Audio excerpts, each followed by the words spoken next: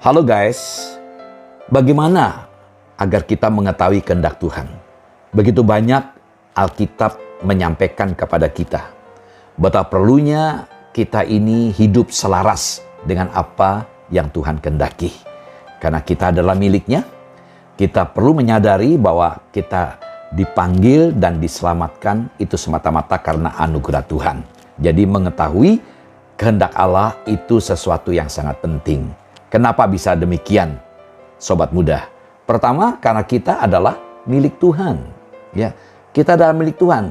Jadi artinya kita dimiliki oleh Tuhan.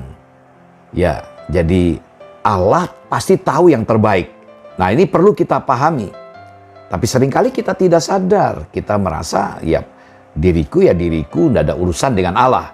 Yang kedua, kita ini merupakan pribadi-pribadi yang dipanggil untuk apa? Untuk perlu menyadari bahwa mencari kehendak Allah itu adalah sebuah perintah, dorongan yang harus kita miliki.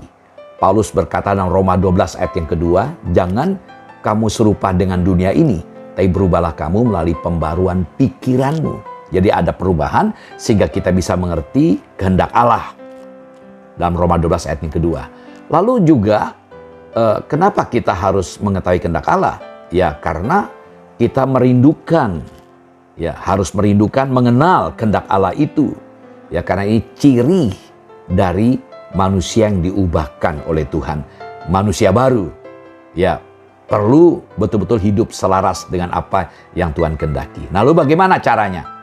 Sobat muda yang saya kasih, prinsip firman Tuhan adalah Allah tidak pernah mengatakan kehendaknya di luar dari apa yang sudah difirmankannya di dalam kitab suci.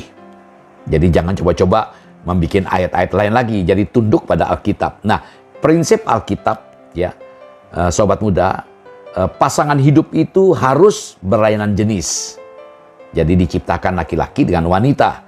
Jangan laki-laki senang dengan laki-laki, wanita dengan wanita. Allah yang berprakarsa dalam lembaga pernikahan. Jadi lembaga pertama diciptakan oleh Allah adalah keluarga. Karena itu kita percayakanlah sang arsiteknya adalah Allah sendiri. Nah, waktu Allah itu yang paling tepat. Kita jangan memaksa kehendak, berdoalah sungguh-sungguh, menyerahkan apa yang terbaik. Karena waktu Allah itu adalah waktu yang tepat. Lalu yang perlu kita pahami juga kesepadanan dalam iman, dalam pelayanan, dalam panggilan. Jadi gelap dengan terang nggak mungkin bersatu. Jadi kita harus seiman dan juga dalam pelayanan dan panggilan. Lalu berpacaran dalam kekudusan karena Allah memanggil kita untuk hidup kudus.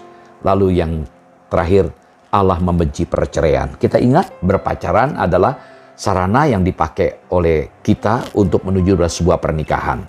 Karena itu perlu mempertimbangkan matang-matang.